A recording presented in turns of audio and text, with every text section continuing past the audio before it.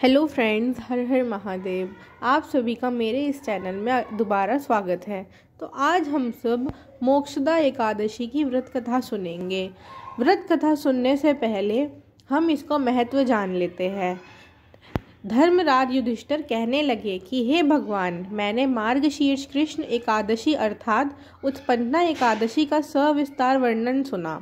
अब आप कृपा करके मुझे मार्गशीर्ष माह के शुक्ल पक्ष की एकादशी के विषय में भी बतलाइए।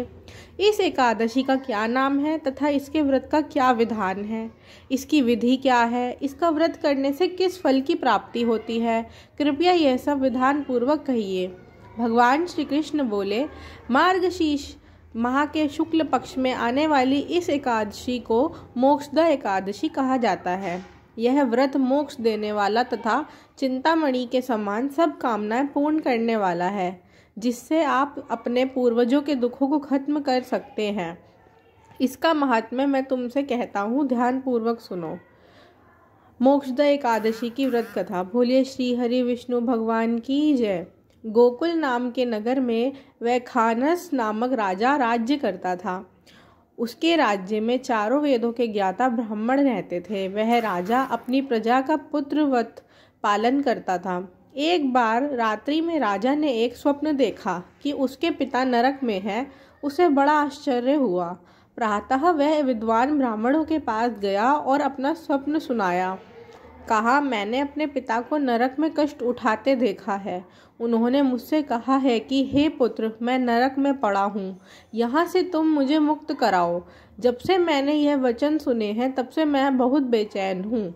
चित्त में बड़ी अशांति हो रही है। मुझे इस राज्य, धन, पुत्र, स्त्री, हाथी, घोड़े आदि में कुछ भी सुख प्राप्त नहीं होता। क्या करूँ? राजा ने कहा, हे ब्राह्मण देवताओं, इस दुख के कारण मेरा सारा शरीर जल रहा है। अब आप कृपा करके कोई तप, दान, व्रत आदि ऐसा उपाय बताइए जिससे मेरे पिता को मुक्ति मिल जाए। उस पुत्र का जीवन व्यर्थ है जो अपने माता पिता का उद्धार ना कर सके। एक उत्तम पुत्र जो अपने माता पिता तथा पूर्वजों का उद्धार करता है, वह 1000 मूर्ख पुत्रों से अच्छा है। जैसे एक चंद्रमा सारे जगत में प्रकाश कर देता है, परंतु हजारों तारे नहीं कर सकते। ब्राह्मणों ने कहा, हे राजन, यहाँ पास ही भूत, भविष्य, वर्तमान के ज्ञाता पर्वत ऋषि का आश्रम है। आपकी समस्या का हल वे जरूर करेंगे। ऐसा सुनकर राजा मुनि के आश्रम पर गया। उस आश्रम में अनेक शांत चित्त योगी और मुनि तपस्या कर रहे थे। उसी जगह पर्वत मुनि बैठे थे। राजा ने मुनि को साष्टांग दंडवत किया। मुनि ने राजा से सांगोपांग कुशल पूछी। राजा ने कहा कि महाराज, आपकी कृपा से मेरे राज्य में सब कुछ कुशल है, लेकिन अकस्मात मेरे चित्त में अत्यंत अशांति होने लगी है। ऐसा सुनकर पर्वत मुनि ने आंखें बंद की और भूत विचारने लगे। फिर बोले, हे राजन, मैंने योग के बल से तुम्हारे पिता के कुकर्मों को जान लिया है।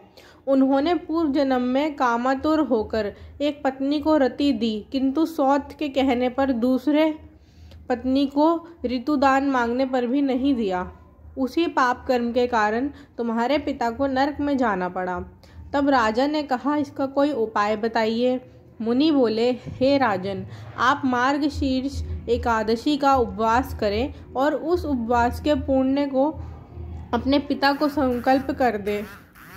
इसके प्रभाव से आपके पिता की अवश्य नरक से मुक्ति होगी। मुनि के ये वचन सुनकर राजा महल में आया और मुनि के कहने अनुसार कुटुंब सहित मोक्षदा एकादशी का व्रत किया। इसके उपवास का पुण्य उसने पिता को अर्पण कर दिया। इसके प्रभाव से उसके पिता को मुक्ति मिल गई और स्वर्ग में जाते हुए वे पुत्र से कहने लगे, हे पुत्र, तेरा कल्याण हो। यह कहकर स्वर्ग चले गए। मार्गशीर्ष मास की शुक्ल पक्ष की मोक्षदा एकादशी का जो व्रत करते हैं, उन्हें समस्त पाप नष्ट हो जाते हैं। इस व्रत से बढ़कर मोक्ष देने वाला और कोई व्रत नहीं है। इस दिन गीता जयंती मनाई जाती है।